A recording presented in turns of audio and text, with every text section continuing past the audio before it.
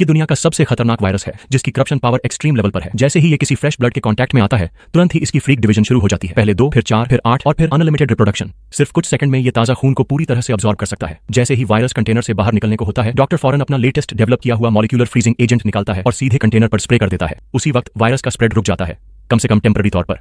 इस वायरस का नाम है चंद्रजल, जो एक सुपर करप्टिव लिक्विड है। ये सिर्फ जानवरों का खून ही नहीं बल्कि इंसानों को भी असर में ले आता है।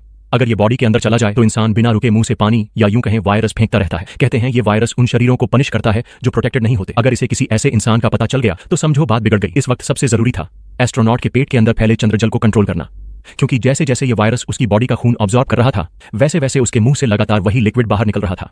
अगर वक्त रहते कुछ ना किया जाता तो बस एक सूखी हुई लाश बचती। डॉक्टर ने तुरंत तकिया उसके गले के नीचे लगाया ताकि स्पिल आउट को रोका जा सके, और फिर ऑपरेशन टूल्स से उसका ब्लड सैंपल लिया टेस्टिंग के लिए।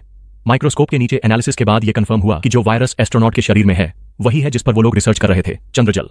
गुड न्यूज ये थी कि मॉलिक्यूलर फ्रीजिंग एजेंट इस पर असरदार है। डॉक्टर ने एक परफेक्ट डोज तैयार किया और बिना देरी किए सीधे एस्ट्रोनॉट के हाथ में इंजेक्ट कर दिया।